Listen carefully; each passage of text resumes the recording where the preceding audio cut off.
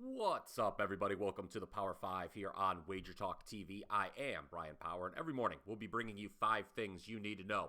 Where the market is moving, who to sell high on, who to buy low on, our favorite stat of the day, and finally, what you've all come for, a free play, our power play of the day. But first, a reminder to please like, comment, and subscribe here on the WagerTalk YouTube channel. Also, here's another reason to stick around.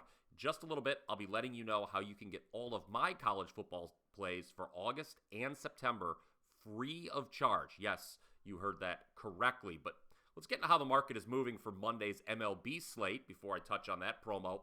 We, of course, when we look at the market, we do so by checking the WagerTalk.com odds screen. And on a limited slate, just 10 games today, where some teams were late in announcing starters, there actually has not been a ton of movement in the marketplace, but there are 2 totals that caught my eye.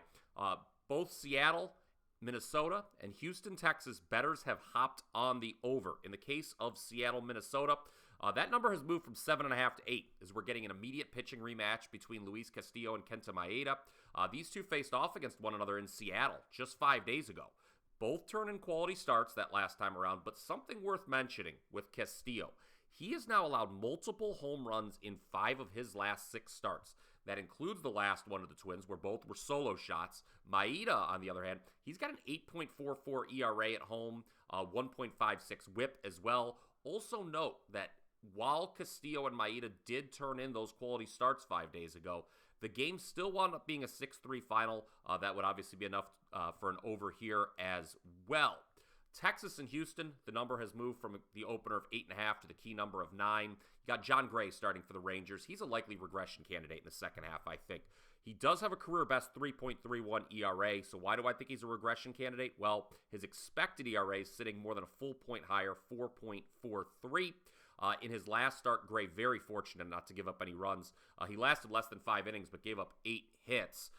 Meanwhile, bettors do not seem to be buying into what we saw lately from Houston starter Brandon Bielak. Over his last 3 starts, 1.02 ERA and 0.85 whip.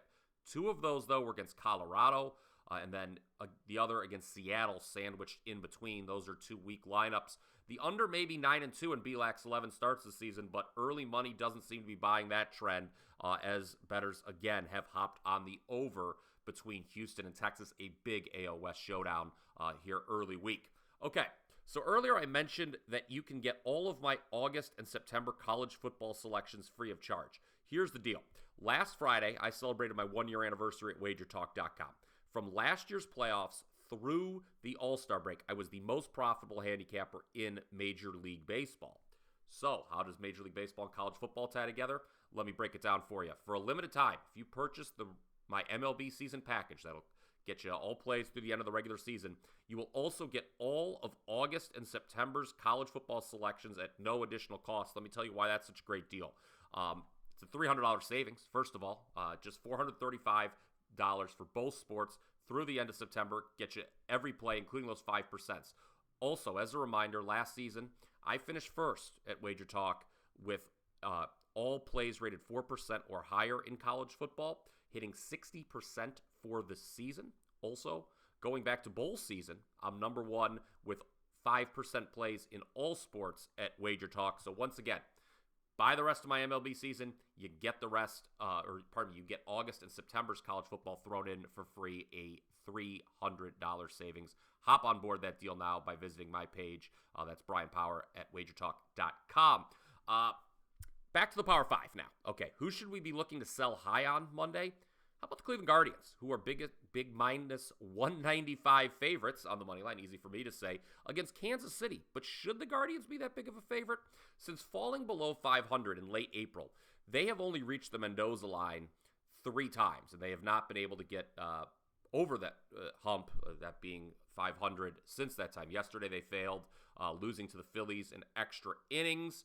Logan Allen gets a start for Cleveland. I know Cleveland's 7-0 his last 7 starts, but he's averaging less than 5 innings per start since June 15th. And I've got questions about the Guardians' bullpen right now, which has struggled, almost gave away the game on Friday, the series opener against the Phillies. The Guardians were also very lucky to win Saturday, 1-0. The lone run scored was on an fielding error from the Phillies. I like what we've seen from Royal starter Ryan Yarborough. 6 strong innings against the Guardians earlier this month. He allowed just 1 run. I think it might be worth a shot backing KC plus 1.5 on the run line for Monday's series opener. Buy low. How about the Giants, who are underdogs today to the Detroit Tigers? After getting swept over the weekend in Washington, the Giants have now dropped 5 in a row overall. Oof. That was the Nationals' first series sweep in 2 years. But this is a makeup game from April 16th for the Giants, just a one-day stop in the Motor City, and they need wins badly as this NL wildcard race continues to heat up for much of this season. And this is what's so perplexing about the Giants in recent days. They've been a good road team. Before the 5-game losing streak, they were 28-17 on the road. They were averaging over 5 runs per game away from home. And I look at the Tigers. I don't think bettors should be in a rush to back Tariq Skubal, not after he gave up 7 runs his last time out. The Tigers are 0-3 with Skubal on the mound this year. That includes losses to the A's and the Royals, the 2 worst teams in all of baseball. So Monday could be a good buy low spot on the Giants. It is a daytime start, 1 Eastern.